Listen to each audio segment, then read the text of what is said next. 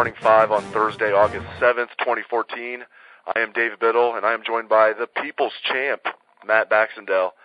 Bax, Ohio State had its third practice of camp on Wednesday, their first practice thus far in full pads. You know, obviously the big news is that Braxton Miller is very limited. The entire practice was open to the media. I was there for the duration, and Braxton threw a total of 2 balls that I saw where he was really cutting it loose. 2. You know, he warmed up and threw lightly on the side, but as far as like actually throwing like he would in a real game, that happened exactly twice. The season opener is 3 weeks from Saturday. Bax. 1 to 10 scale, how concerned are you about this?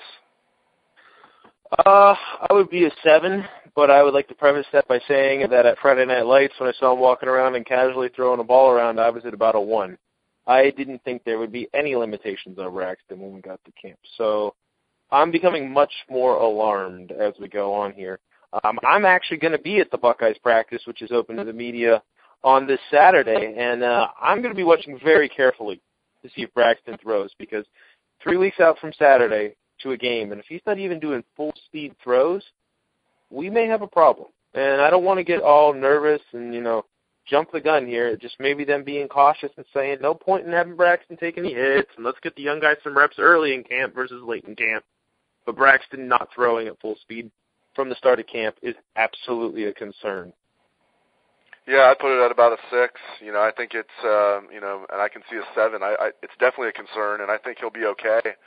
I question whether we're going to see improvement in Braxton, and maybe he'll have incremental improvement like he's had his last 2 years where he's gotten a little better each year. But I think, a lot of people expected that Braxton would make a big jump as a senior, and I don't see that happening. I see him improving a little bit as a passer. I see him improving a little bit at reading defenses, but going the whole offseason without throwing, you can't really spin that as a positive. So we'll see. I'm sure if they put him under an MRI right now, Bax, the shoulder would be clean, but he needs to build up strength, and that's what they're trying to do right now. That's the plan. But the coaches are confident he's going to be ready. We shall see. All right, moving on. Bax and I had a very long conversation with Ed Warner after practice last night, and the Buckeyes offensive line coach says there's a 3-man battle at center between Jacoby Boren, Chad Lindsey, and Billy Price. Warner said that if Price doesn't win the starting center job, Bax, that Price will be a candidate to start at left guard, which I love hearing that. And Ed Warner lights up when he talks about Billy Price. I think it's important to point out. He's not a guy that gushes, but he kind of gushes about Billy Price. Right now, Antonio Underwood is the first-team left guard. Joel Hale is the second-team left guard. Urban Meyer said left guard is the biggest question mark on the entire team. Bax, your thoughts about center and left guard? Well, first of all, I think it's fascinating. Of all the offensive line spots that Urban's most worried about left guard, I think everybody else was talking about right tackle. So he must have more confidence in Darryl Baldwin than we do. Having seen Darryl Baldwin play against Illinois last year in limited reps, I was not particularly impressed. So maybe Urban knows something I know, or maybe left guard is just a complete abyss. I'm not sure. That said, when it comes to the center position, I think Billy Price is not going to win the center job purely because I think they're going to look at that left guard spot and go, we can play a guy on Joel Hale who switched the offensive line for his senior year because he wasn't going to play on the defensive side of the football. We could start Antonio Underwood, who's coming off of an ACL tear and kind of is there out of seniority at the position, because let's remember, at the start of the camp, the seniority always seems to be the top of the depth chart, and then people make moves. To me, Billy Price is a grown-ass man. He looks like an NFL player already. He's a redshirt freshman. He's a guy who has all the ceiling in the world.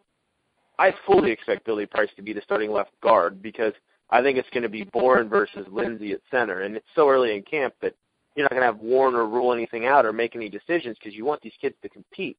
But to me, Billy Price is the left guard option that I want to see take the job. Like in an ideal world, I want to see Billy Price take that job. And having seen him at Friday Night Lights, having heard everybody rave about his size and strength from the first couple of practices, I think Billy Price is the guy to watch at left guard. If I had to predict today, I would say we're going to see Decker at left tackle, Price at left guard, center I think will be Lindsey, right guard is going to be Elfline, and right tackle will be Darryl Baldwin against Navy. If I had to guess today, that's what I think we're going to be looking at. We also got a chance to talk to Luke Fickell after practice yesterday. He's very impressed with Joshua Perry and how much he's progressed since 2 years ago. Fickell also said there's a good competition between Curtis Grant and Raekwon McMillan in the middle. And he also said there's a pretty good competition between Darren Lee and Chris Worley, although everybody, including Fickle, thinks that Darren Lee will win that job at the walkout linebacker spot. Bax, if offensive line isn't the biggest concern on the team, then it's the linebackers, in my opinion. Maybe the secondary, but I put the linebackers a little ahead of the secondary on the worry list. Bax, your thoughts on the linebackers and what Fickle had to say last night? Well, I'm extremely pleased to see Josh Perry is getting all the raving reviews that we're finally hearing about him. He's a player I talked up a lot last year in the offseason because he's got that prototype frame. I called it the Alabama linebacker mold, the 6'5" guy who can run. And Perry's a big guy. He's 240-something pounds. He's all muscle. If you look at the pictures that are floating around on the front row, the Mickey Mariotti progression pictures, Josh Perry's is by far the most impressive over the past 4 off seasons.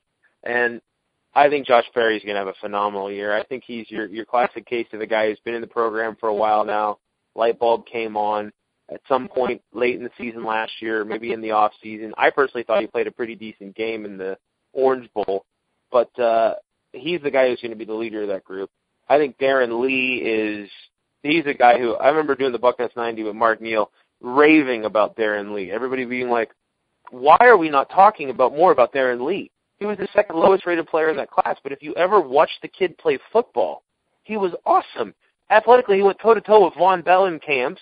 He was the reason his high school was as successful as they were. Seeing Darren Lee develop from the 3-star bottom-of-the-class guy that he was into a likely starting linebacker in year 2, I'm not that shocked, to be honest, because he's a kid I expected to be successful. He's a kid I expected to beat his recruiting rankings. So to me, the big question at linebacker is going to be Curtis Grant versus Raekwon McMillan. And again, I talked about the ideal world. In an ideal world, we want Raekwon McMillan to take this job because he's a true freshman going against a senior.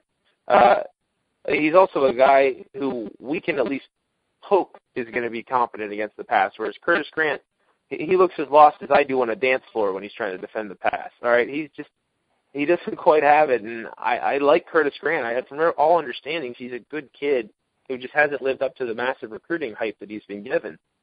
But to me, I think Raekwon McMillan, the fact that Urban Meyer didn't even practice him with the freshmen the first day and immediately plugged him in with the big boys and had him grade out as a champion in the spring, I think Urban wants him to take that job too. And whenever you have a freshman versus a senior, you have to be really cautious, very cautious about how you handle a freshman beating a senior. We saw it kind of blow up in Jim Tressel's face among the team whenever Terrell Pryor took the starting job from Todd Beckman.